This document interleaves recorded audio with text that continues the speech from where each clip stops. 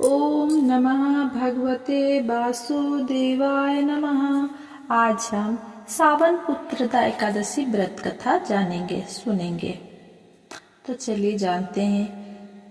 एकादशी के महत्व का आनंद लेते हुए धनुर्धर ने कहा, एकादशी व्रत भगवान विष्णु को समर्पित है। एकादशी का व्रत करने से मनुष्य को शुभ फल की प्राप्ति होती है। सावन पुत्रदा एकादशी व्रत 4 अगस्त 2025 को है। सावन पुत्रदा एकादशी का व्रत कथा। एकादशियों के महात्म्यों का आनंद लेते हुए धनुर्धर अर्जुन ने कहा, हे प्रभु, ये कल्याणकारी और महापुण्यदायी कथाएं सुनकर मेरे आनंद की सीमा नहीं है और मेरी जिज्ञासा बढ़ती जा रही है। हे कमल नयन, अब आप मुझे श्रावण माह के शुक्ल पक्ष की एकादशी की कथा सुनाने की कृपा करें। इस एकादशी का क्या नाम है तथा इसके व्रत का क्या विधान है? इसमें किस देवता का पूजन किया जाता है और इसका व्रत करने से किस फल की प्राप्ति होती है? श्री कृष्ण ने कहा, हे धनुर्धर, श्रावण माह के शुक्ल पक्ष की एकादशी की कथा के श्रवण मात्र से ही अनंत यज्ञ का फल प्राप्त होता है। हे पार्थ, द्वापर युग के आरंभ में ही महिष्मति नाम की एक नगरी थी।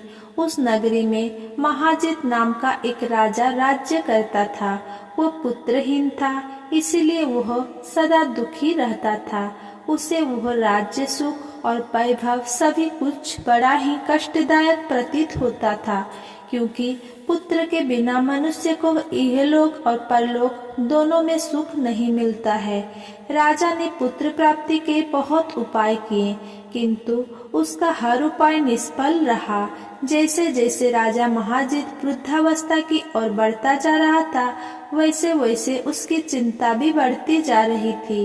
एक दिन राजा ने अपनी राजसभा में को संबोधित करके कहा, ना तो मैंने अपने जीवन में कोई पाप किया है और ना ही अन्यायपूर्वक प्रजा से धन एकत्रित किया है, ना ही कभी प्रजा को कष्ट दिया है और ना कभी देवता और ब्राह्मण का निरादर किया है। मैंने प्रजा का सदैव अपने पुत्र की तरह पालन किया है, कभी किसी से ईर्षा भाव नहीं किया, सभी को एक समान समझा है।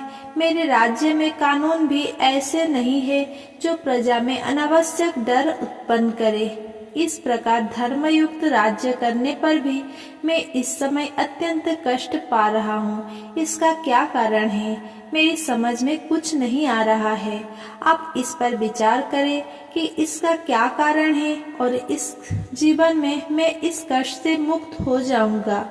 राजा के इस कष्ट के निवारण के लिए मंत्री आदि वन को गए, ताकि वहां जाकर किसी ऋषि मुनि को राजा का दुख बताकर कोई समाधान पा सके। वन में जाकर उन्होंने श्रेष्ठ ऋषि मुनियों के दर्शन किए। उस वन में वायुपुत्र और धर्म के ज्ञाता महर्षि लोमोस भी रहते थे। वे सभी जन महर्षि लोमोस के पास गए। उन सब ने महर्षि लोमोस को दंडवत प्रणाम किया और उनके सम्मुख बैठ गए। महर्षि के दर्शन से सभी को बड़ी प्रसन्नता हुई और सब ने महर्षि लोमोस से प्रार्थना की, हे देव, हमारे अहोभाग्य है कि हमें आपके दर्शनों का सौभाग्य प्राप्त हुआ।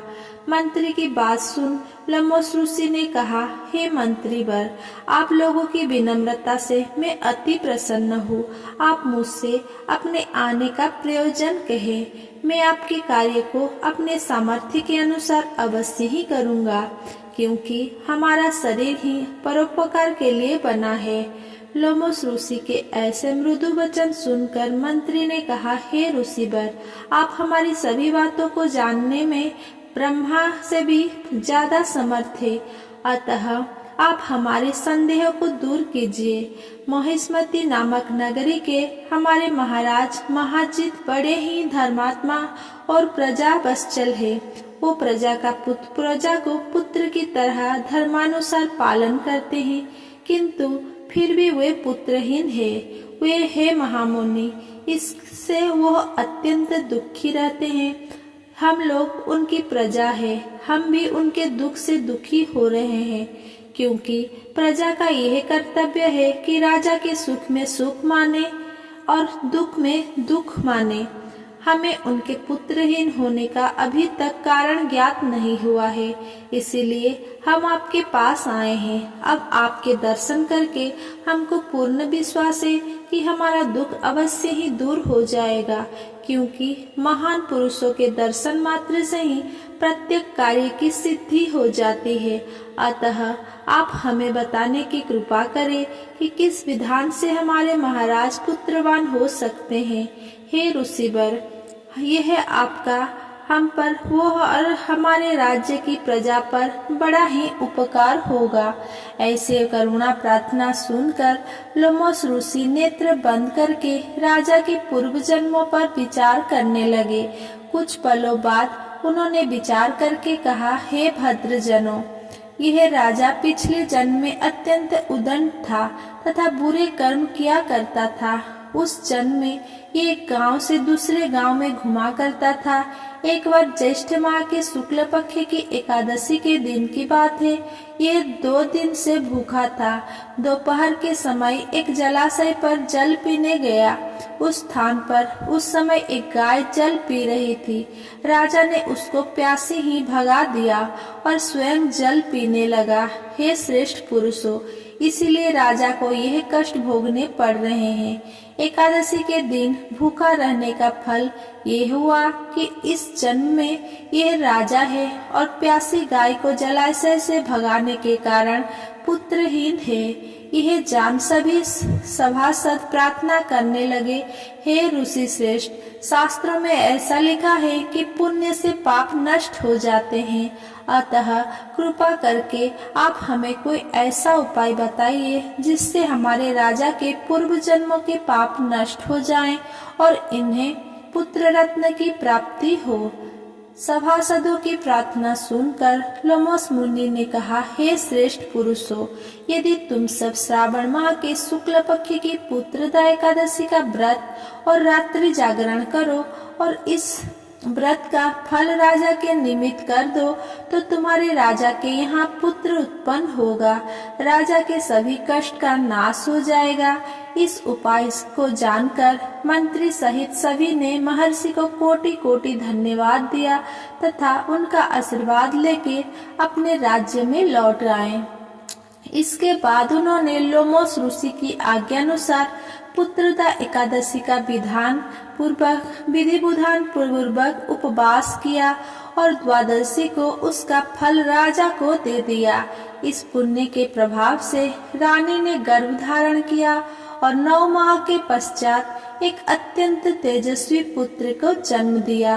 हे पांडुपुत्र, इसीलिए इस एकादशी का नाम पुत्रदा पड़ा। पुत्र की इच्छा रखने वाले मनुष्य को विधान पूर्वक श्रावण माह के शुक्ल पक्ष की एकादशी का व्रत करना चाहिए। इस व्रत के प्रभाव से इहलोक में सुख और परलोक में स्वर्ग की प्राप्ति होती है।